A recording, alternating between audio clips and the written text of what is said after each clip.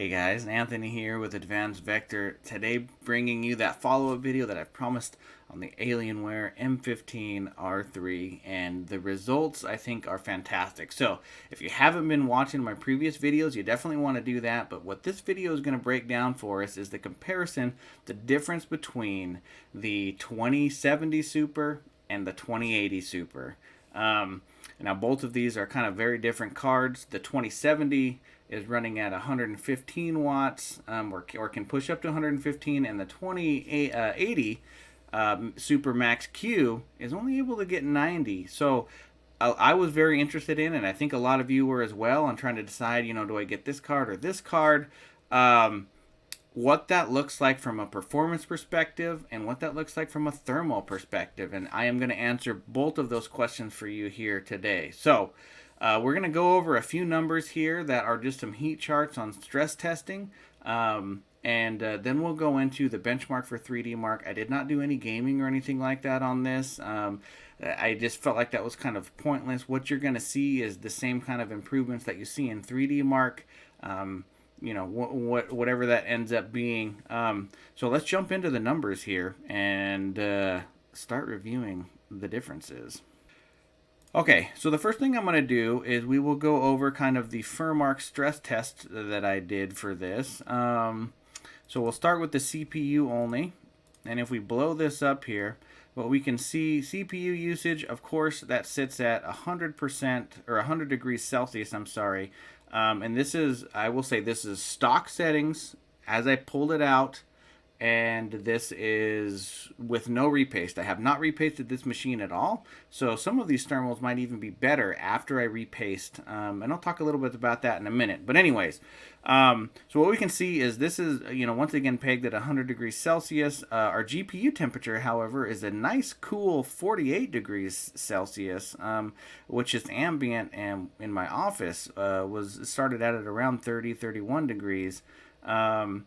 So it is definitely running cooler than we've seen before. The thing that I do want to call out here, and I need to figure out a way to hook in Afterburner to the GPU frequency here, or the CPU frequency, excuse me.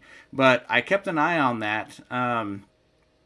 And the big difference here that we're seeing is, yes, this is thermally throttling, but it's not throttling as badly. I was seeing this throttle down to about 4.3 gigahertz. If we remember from the 2070, I was getting throttled down to like 3.5 or 3.6. So is it throttling? Yes, but it's not throttling as bad. We're able to maintain a higher clock speed, which is a huge win. This is not undervolted. This is not anything crazy like that. This is just stock multipliers, stock voltages, and that's what I was able to get out of this. So already much better thermal footprint.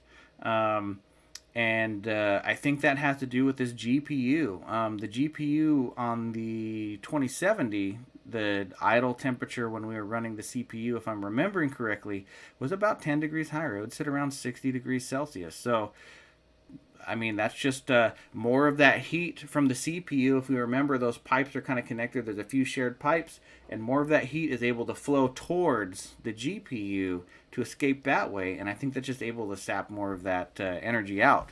All right, so if we look at the GPU only stress, we're seeing a pretty awesome picture here, guys. So when this GPU is under full load, we're seeing 65, 66 degrees Celsius. The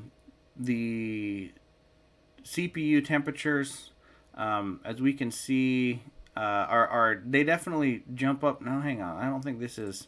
Oh, yeah, okay. So my bad. So we were looking at the CPU and GPU. So when both of these are at 100%, again, the CPU temperature was pretty high, and but the GPU temperature only was at about 66. So if we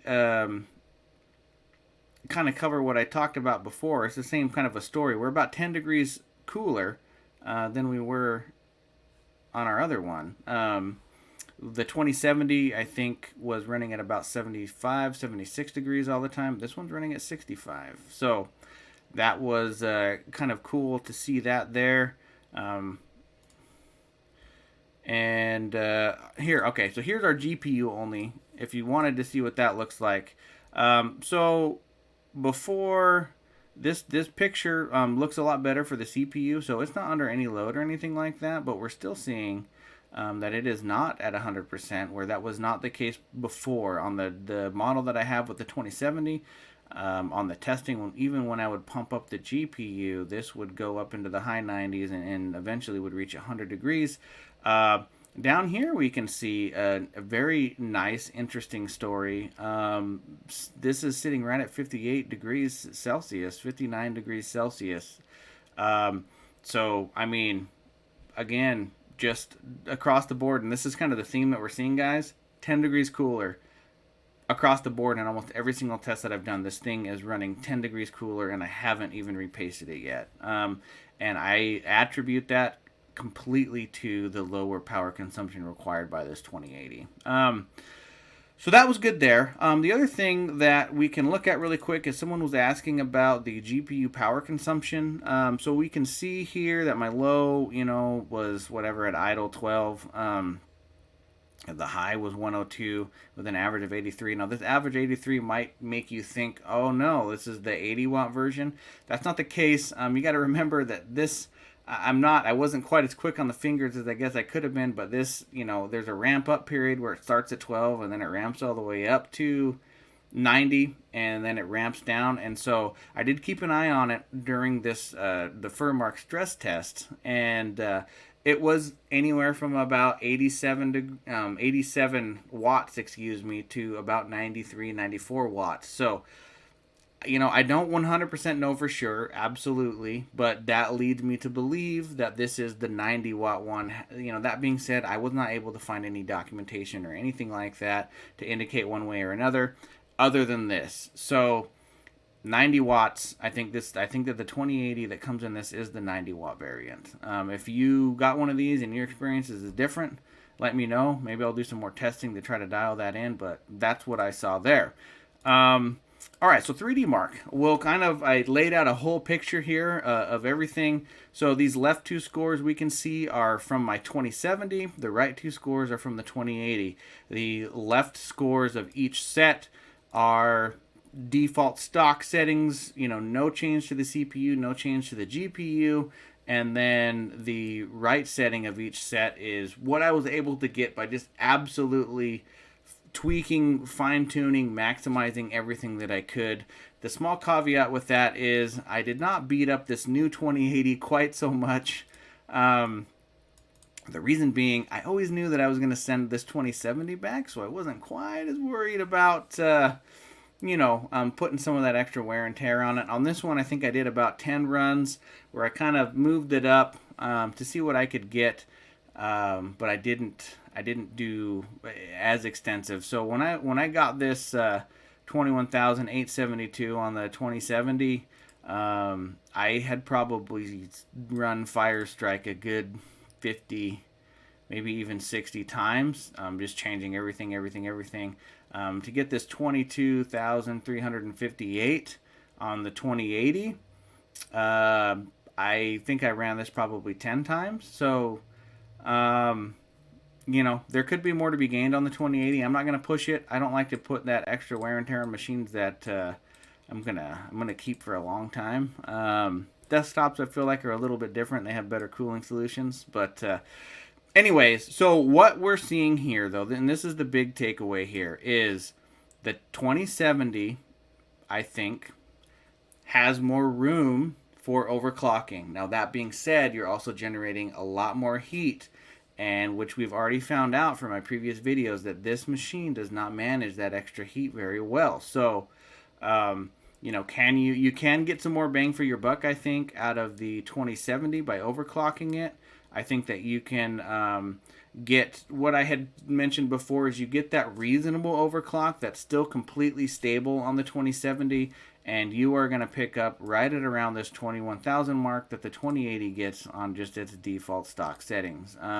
Now, you might notice some disparity here in my 2080, even after pushing it, relatively decently. I had a good idea on where I could start with just based on this other machine, so I feel like this is pretty close. And maybe on this one, I just got a silicone chip that just wasn't quite as good, regardless. But I was only able to push this up another, what is that, 1100, 1200, yeah, 1200.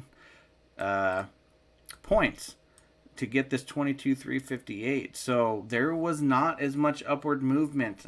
That might be power limitations that are built into this, and it also might be that the stock clock speeds that Alienware is putting on that are already maybe bumped up a little higher than whatever the stock is that NVIDIA recommends. I'd have to go through and look at some spec sheets. I didn't do that for this video. I kind of wish I did now that I'm talking about it, but just to see, like, here's the NVIDIA specifications, this is what Alienware did, and this is what I was able to get, we might see that actually the 2080 is, able to see that same range as the 2070, but Alienware just didn't put such a hard overclock on the stock 2070. Anyways, if we want to look at some of these numbers down here, we can. Basically, we see a bunch of scores. We see frame rates that are better. It's just, and it's all incremental. The biggest thing that I think I saw the most improvement on, honestly, was this physics test. And we went from an average, quite a bit more. And this actually isn't showing like the individual scores, but I think on the 2070 I was getting like 22,000 on the physics score, and I was able to get like almost 25,000.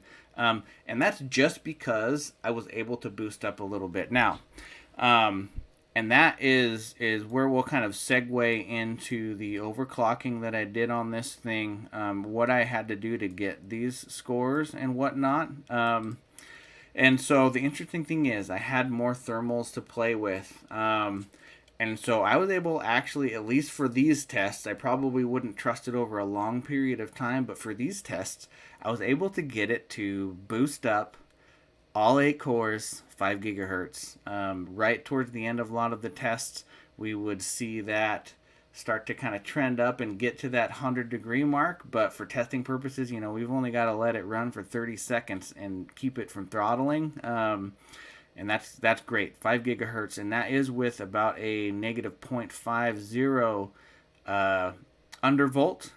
I tried to take it up higher, but it just was not stable. Right at around 75 is when I would start to get issues and stuff like that. So I backed it down to negative 0.50. I think I could probably get negative 6 or somewhere in there. But if that gives you, again, any kind of an idea on exactly what we're looking at here from a thermal perspective, this thing just has more wiggle room. Now, realistically, what am I going to do? I like to keep my machines for a long time, if possible. And I do see this one as being something that I will use for rendering my videos and stuff. So there are some times when it's going to be blasting out for 15, 20, maybe even 30 minutes, depending on what it is that I'm editing and putting together. And so instead of having wear and tear on the thing and, having it maybe the heat come up a little bit more than what I would like, I am going to set this thing back down to 4 gigahertz. Stock, or the Alienware default, is 4.4. I'm going to drop it down to 4 gigahertz on 8 cores and, kind of stair step it up from there, just depending on how many cores are running. And I think that's going to give me an absolutely fantastic thermal profile on this. I haven't done any significant testing on that yet, but I did do some brief testing on that before. And what I saw is like a temperature for the CPU of about 70 degrees, 75, I should say the mid 70s to high 70s, which is just phenomenal. So for gaming even, again, I haven't actually really run any games on this thing yet. But I kind of expect that same story. My gaming is going to be a little bit cooler, probably running in the 60s and 70s instead of the 70s and 80s. And like I said, that's kind of the common theme here, guys. So the overall takeaway,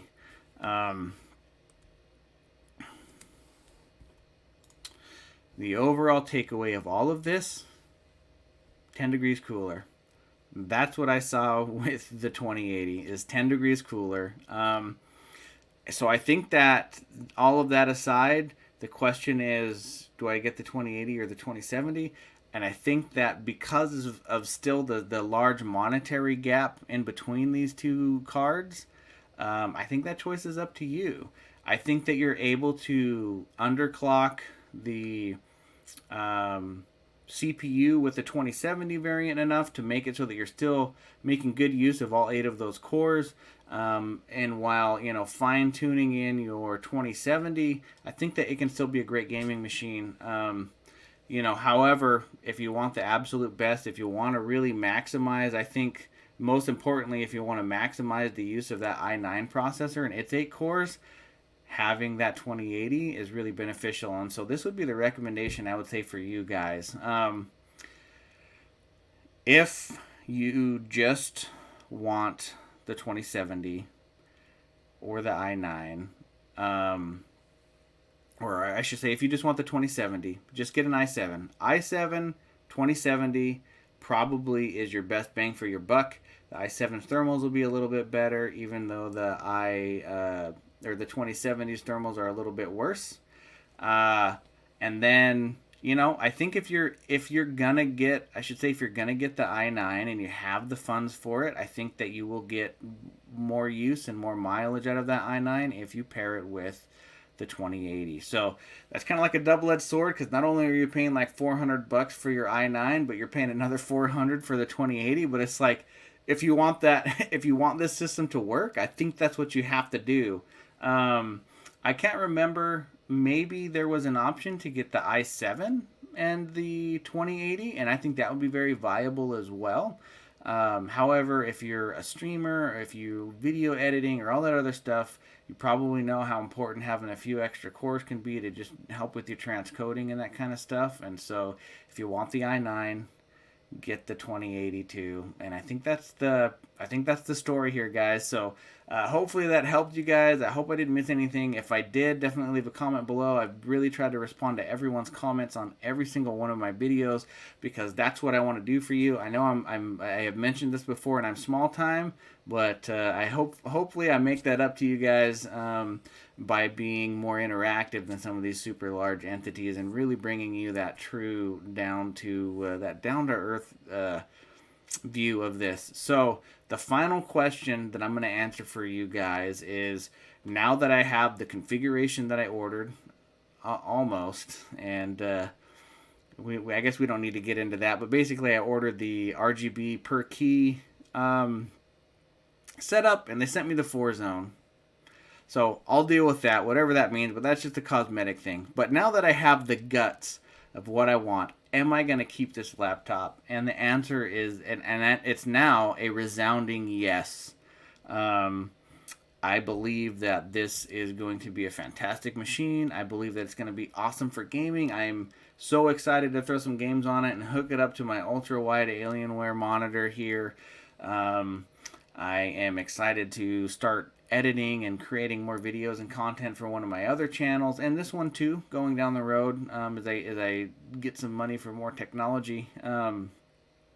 But yes, this machine is absolutely worth it. I think that you can make the 2070 i9 combination work, but it was a stretch, and there were some pretty hard caveats there. But with this i9 2080, I'm ready to go with it all day long, every day, and I'm totally, completely satisfied with my purchase. So there you have it, guys. That is my review of this, of the Alienware M15 R3.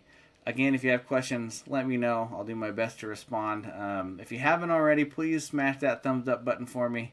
Show me that support. And don't forget to subscribe and hit that notification bell so you know when my next great video comes out. In the meantime, keep shopping and stay happy.